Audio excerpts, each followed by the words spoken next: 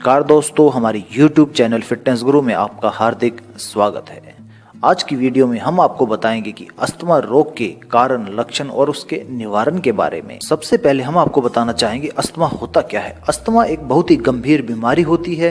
यह बीमारी व्यक्ति की श्वास नलिकाओं में होती है। श्वास नलिकाएं वे नलिकाएं हैं जो मानव शरीर के फेफड़ों से जुड़ी होती है। जब किसी व्यक्ति के गले की सांस लेने वाली नलिकाओं में कोई रोग हो जाता है जिसके कारण व्यक्ति को सांस लेने में दिक्कत होने लगती है, वह लगातार खांसने लगता है, उसकी सांसें फूलने लगती हैं, तो उस रोग को उस स्थिति को हम दमा कहते हैं। दमा को कैसे पहचाना जाए, यानी कि दमा के लक्षण क्या क्या होते हैं। अस्थमा होने पर मनुष्य की श्वास नलिकाओं में सूजन आ जाती है।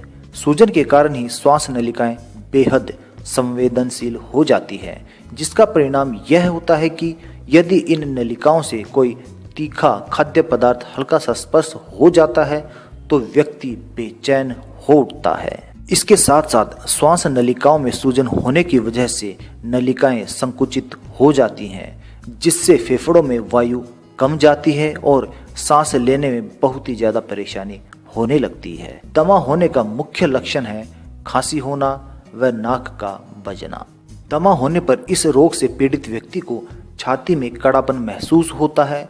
इस बीमारी से ग्रस्त व्यक्ति को सुबह और रात के समय सांस लेने में बहुत ही ज्यादा दिक्कत होने लगती है। अस्थमा से पीड़ित मनुष्य की सांस फूलने और सांस बिल्कुल न आने की शिकायत भी रहती है। जब दमा की बीमारी भयंकर रूप धारण कर लेती है, अर्थात यह रोग अधिक बढ़ जाता है, तब उसे दौरे भी आने लगते हैं, यानी कि व्यक्ति बुरी तरह छटपटाने लगता है। रोगी के शरीर में ऑक्सीजन के अभाव के कारण उनका चेहरे का रंग नीला हो जाता है। अस्थमा जब गंभीर हो जाता है तो रोगी को अधिक सूखी और ऐंठनदार खांसी होने लगती है।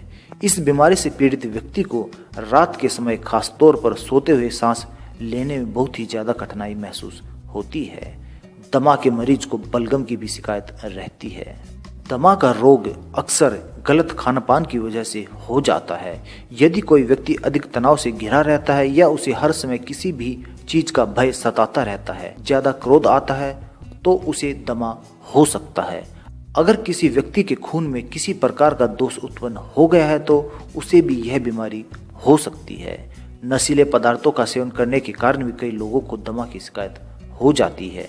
यदि कोई व्यक्ति खांसी, जुकाम तथा नज़ला रोग से अधिक समय से ग्रस्त है तो वह भी इस रोग से पीड़ित हो सकता है। इसके साथ साथ अधिक मिर्च मसाले वाला भोजन, तले हुए पदार्थ तथा गरिष्ठ भोजन करने के कारण भी दमा रोग हो सकता है।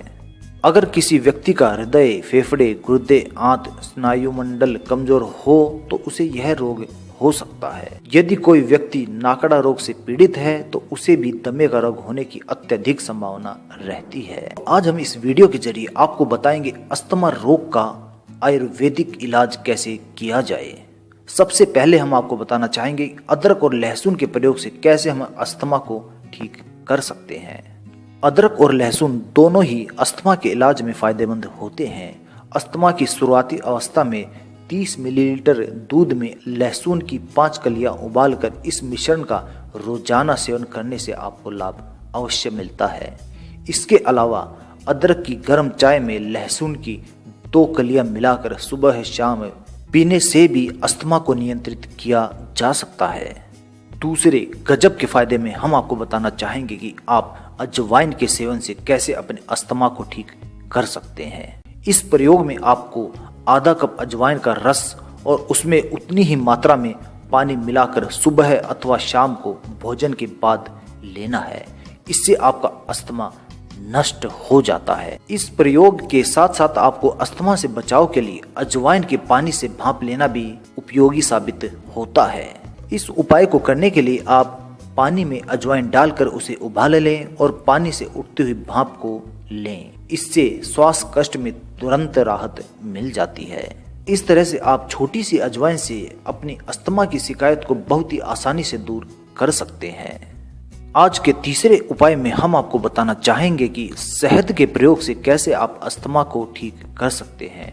शहद को अस्थमा में काफी लाभदायक माना जाता है। शहद बलगम को ठीक करता है जो अस्थमा की परेशानी पैदा करता है अस्थमा का अटैक आने पर शहद को सूंघने से भी लाभ प्राप्त होता है।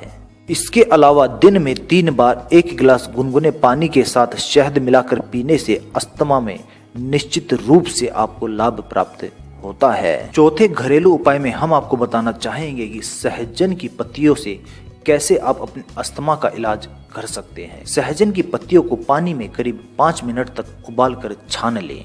मिश्रण को हल्का सा ठंडा होने पर उसमें चुटकी भर नमक, 1/4 नींबू का रस और काली मिर्च का पाउडर मिलाकर उसे पिए। इस तरह का काढ़ा अस्थमा के लिए बहुत ही बढ़िया इलाज माना जाता है। अगले उपाय में हम आपको बताना चाहेंगे कि तुलसी के पत्तों से कैसे आप अपने अस्थमा यानी कि दमा को ठीक कर सकते हैं। कुछ तुलसी के पत्ते ले लें और उन्हें पानी में धो लें। फिर तुलसी के पत्तों पर काली मिर्च का चूर्ण डाल दें और इसे खाएं।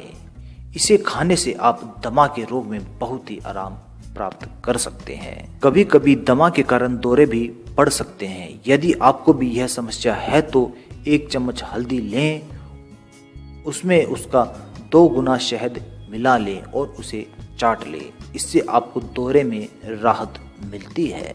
अस्थमा के रोग में आप तुलसी के पत्तों का एक और उपयोग कर सकते हैं। दमा रोग में तुलसी के पत्ते बहुत ही लाभदायक होते हैं।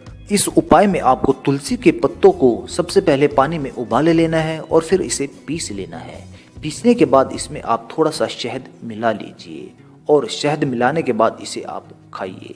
इससे भी आपको अस्थमा के रोग में आराम मिलता है। अगले फायदे में हम आपको बताना चाहेंगे कि मेथी के बीज से कैसे आप दमा को ठीक कर सकते हैं। इस उपाय में आप 10 से 15 ग्राम मेथी के बीज ले लें और उन मेथी के बीजों को 1 गिलास पानी में उबाल लें और जब तक उसका 25% भाग रह जाए तब उसे ठंडा कर लें और उसे पी लें। यानी कि आपको 1/4 भाग को बचाना है।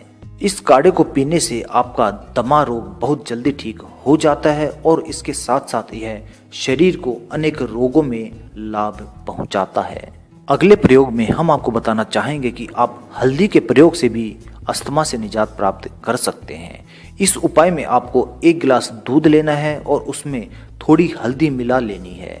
हल्दी मिले हुए इस दूध को पीने से आपको दमा के रोग में आराम मिलता है और इससे एलर्जी भी दूर हो जाती है। अगले उपाय में हम आपको बताना चाहेंगे कि अंजीर के प्रयोग से आप कैसे अपने बलगम को बाहर निकाल सकते हैं और दमा से राहत प्राप्त कर सकते हैं। इस उपाय में आपको थोड़ा सा पानी लेना है और उसमें सूखी हुई अंजीर के 3 से 4 नग डाल देने हैं। इसे पूरी रात गलने के लिए छोड़ दें। प्रातः खाना खाने से पहले इसे खा लें। इसे खाने से फेफड़ों में जो बलगम जमा होता है वह बाहर निकल जाता है और इस उपाय से अस्थमा को भी ठीक किया जा सकता है। अब हम आगे की वीडियो में आपको बताना चाहेंगे कि अस्थमा के रोग से बचने के लिए आपको क्या क्या उपाय करने चाहिए। यदि मनुष्य अधिक धूम्रपान करता है तो उसे यह रोग हो सकता है, इसलिए धूम्रपान को तुरंत त्याग देना चाहिए।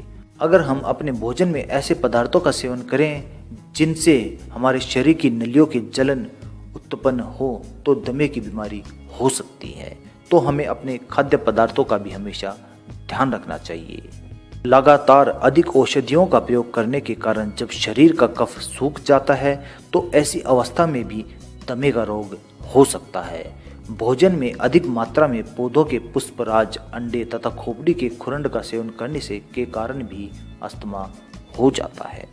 यदि कोई महिला गर्भवती है और वह हमेशा धूम्रपान वाले वातावरण में रहती है तो उसके बच्चे को दमे के रोग से ग्रस्त होने की काफी संभावना हो जाती है।